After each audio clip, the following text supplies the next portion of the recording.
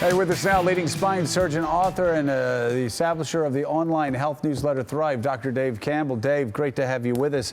Want to talk about Obamacare. Looks like it's in trouble again.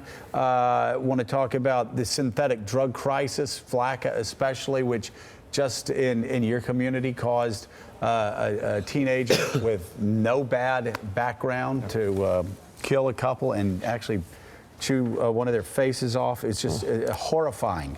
But let's start with more disturbing news from South Florida, and that's what's happening with Zika virus and health officials with a huge decision to make about Miami, the entire city of Miami.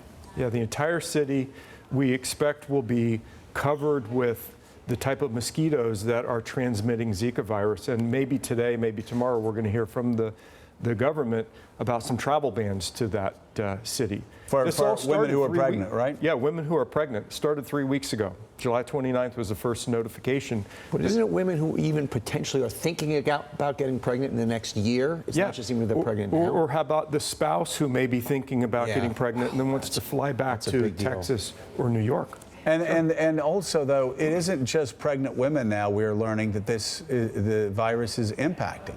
Well, like in any of these viruses, it can cause autoimmune disorders, neurologic disorders. Now, there's a study showing it can affect the brains in kids and adults. A mice study, admittedly, but we don't know the end of this story yet. It's an expanding problem. You know, the problem is that city. It is going to devastate that city. And tourism to Miami, devastating. When this started, we were talking about, this happens in hot weather climates. Now, since that time, we've learned that you can transmit it through sexual relations. Right. So now suddenly it can happen in Copenhagen as much as it can happen in Colombia. Right. It's where so we it's said, it could be a global problem now. Yeah, we said you should go to spring break in Canada, no longer safe. It's a global problem because the virus is transmitted globally.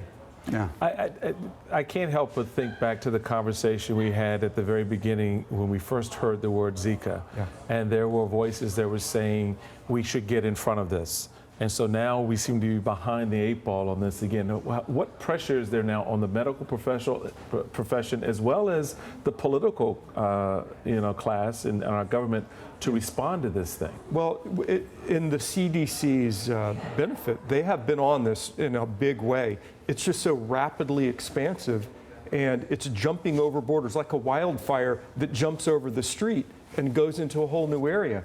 Miami is hot, admittedly, but it wasn't the center of this, the Caribbean, South America. It's jumped to Miami, as you would expect.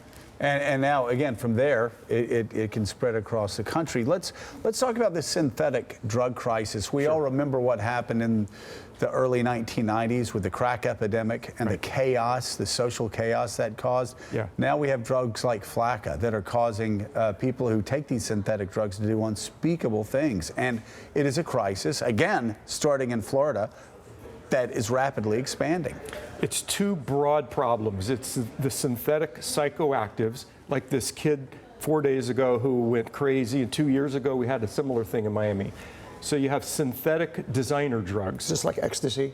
Similar, okay. more like a LSD equivalent, but much more potent. And then you have the synthetic opioids with overdoses happening like 4 days ago in West Virginia.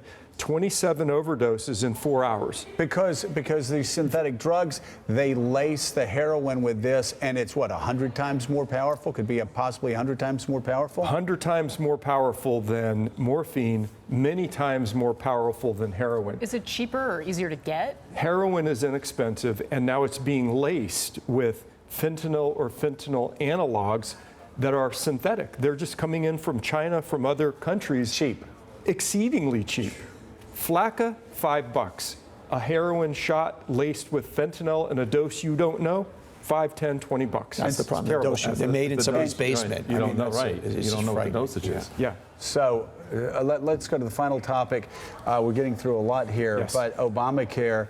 Now, Aetna, moving away from it. There are 5 major insurers in America. 3 of the 5 have said no mas. The problem is they've created a system with Obamacare where the insurance companies are forced to price their product based on rules that are artificial to the industry.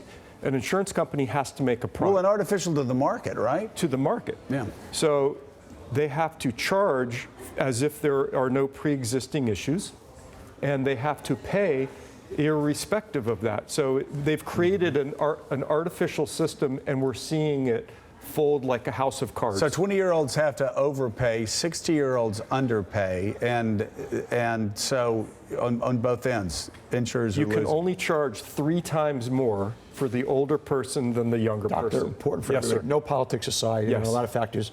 Give Obamacare a grade from a doctor's point of view. I've downgraded it to a D. It had a passing grade before we knew it was going to fold. Now it's getting worse and worse. 3 out of 5. Think of it that way. 3 out of 5 insurers are pulling back. That leaves 2 out of 5 that have not yet, probably will. Bad grade. And probably will, because it just. It needs to change. So for people, I mean, Aetna was upset on something that federal regulators did, but also didn't Aetna lose $200 million?